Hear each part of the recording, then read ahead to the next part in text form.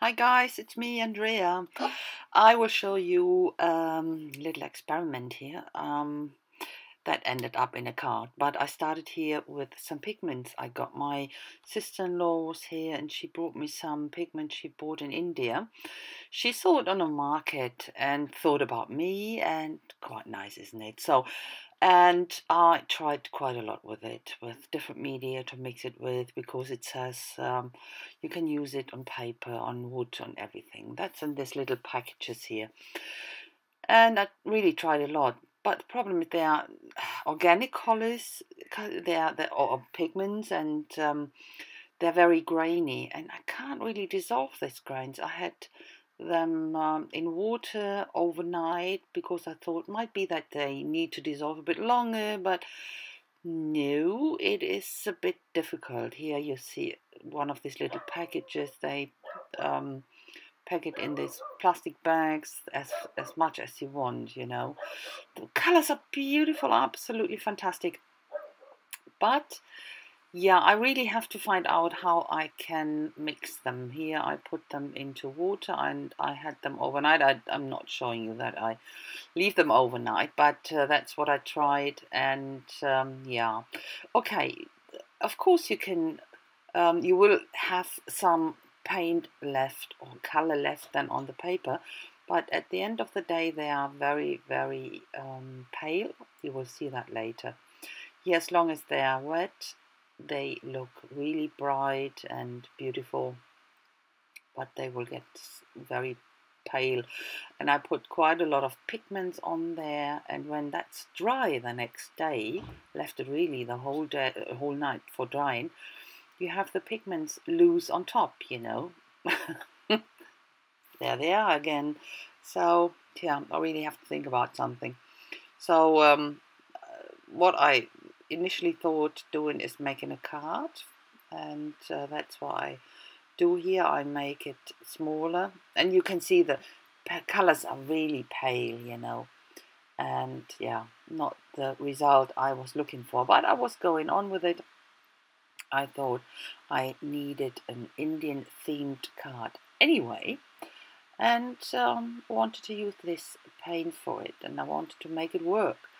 So now I start to draw. You can see on the left I have a reference laying there it's a silhouette from the Taj Mahal, and I put it down first with a pencil. You won't see the lines, but now going over with my Pit pen, it's very clear. And yeah, when I drew that down, it was still, yeah, not looking much more interesting. But you will see how I go on. It was quite funny. I wanted a very light, very, yeah, light watercolor painting actually. But with these colors, it really didn't work. It wasn't working the way I wanted it. So what I do here first, I put some gesso into the drawing that I could put easily some paint on top. And for that, it's always better to have to prepare it with gesso and then put paint on top of that. It will be much more covering and opaque, especially while I work here with my Vivid Ultra metallics. They are not completely opaque, so when you have something under it, it won't cover it up. So going in, and I do a second layer, I won't show it. So, but I already start with some shading, and I use the darker green for that, and put a bit of shading at the edges. You know, that's where I start to thought about India and the colors. You know, it's green and orange and white in their flag. So that's what I had in my mind and thought about that and wanted to keep it mainly in that colors. And that started here, of course, with the paint for the Taj. And I will go on later. And it didn't work, you know. I grounded here a bit with my Pit pen, and I thought, yeah, that's not bad. And started to try other things here with my charcoal pen to give it a bit more depth, because I thought that looks so flat, you know. Blend it out with my blending stump here. But it was something I didn't like it. It wasn't the way I wanted it, and so then after I do something else as well. Before I, of course, have to get all my lines back, I painted a bit over it, so go in and use my Pick pen again to get the lines back. Yeah, simply get the lines back. So then I thought, oh, I need some, ornaments, something like that. That looks Indian. Yeah, it doesn't. But at that point, I thought I could make it work with this. Okay, it's a nice thingy, a nice stem. I really like that border stem, but it wasn't the right one. It wasn't the way I wanted it. And even the nice white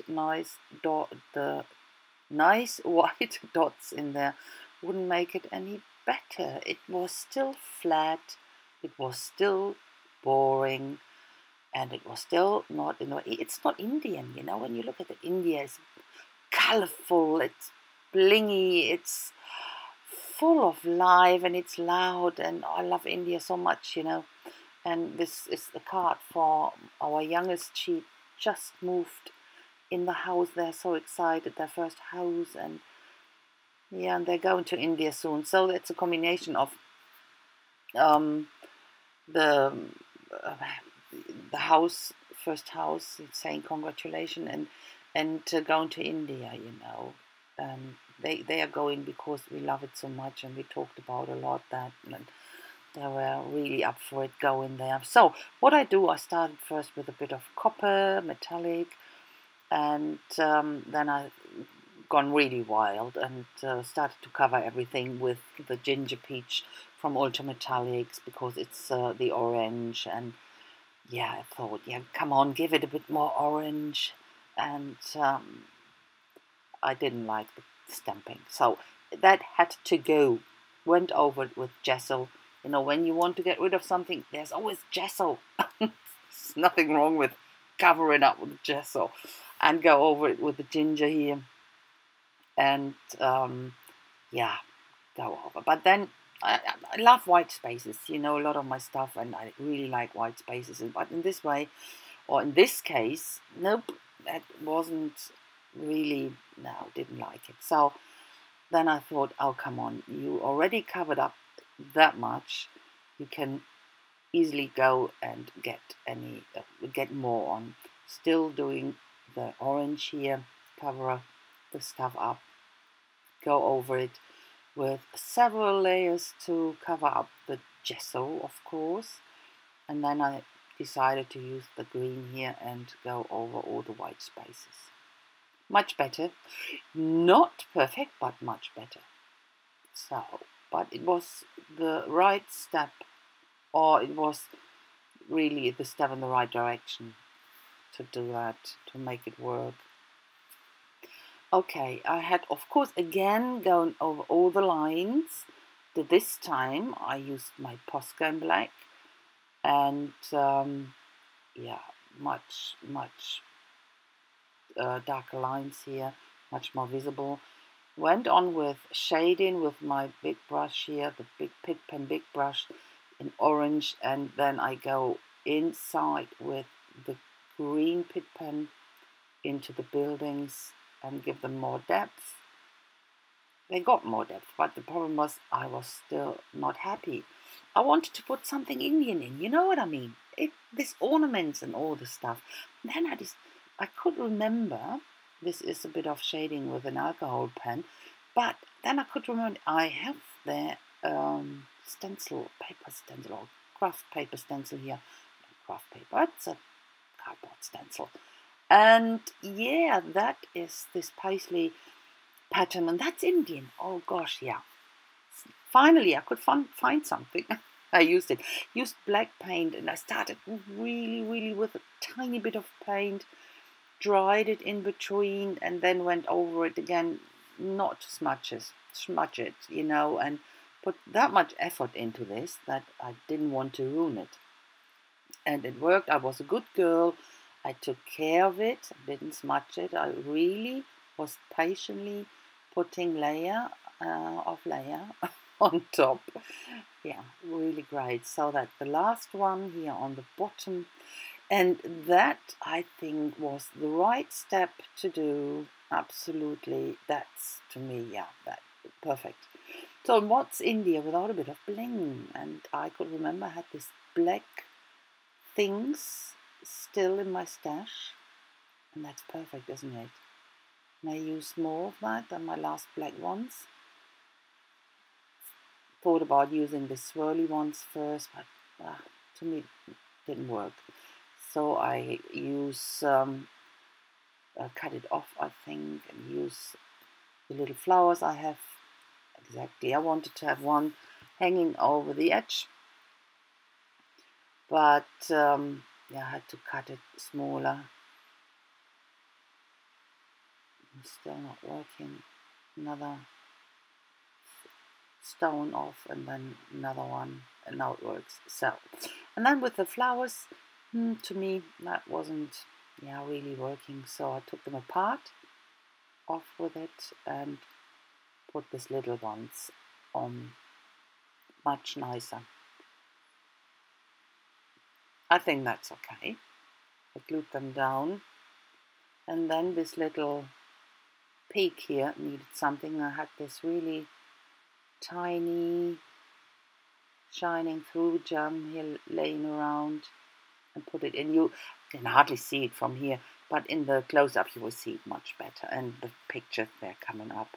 And of course I had to use my go-to script stamp here, and that makes it not perfect, because I couldn't resist going around all these ornaments with my white Posca, and I think that was the last bit to really make it, to finish it off. That was absolutely perfect, and I was so much more satisfied with this card and where it went. It really didn't work out the way I wanted it. It was a nice idea behind it, you know, using this Indian pigments for this card to send to the kids and saying congratulations and no. So, but it's okay. It's the idea behind it, isn't it? So, okay, I met it here on some pink to pick up the tiny bit of pink what's still in the card. You can still see it, the pink from the pigments. So I picked that up. It's a huge cardboard here, so I have to cut it off with the scissors first, because that won't fit into my cutter, into my paper cutter. And then I cut it to size to leave a little border around.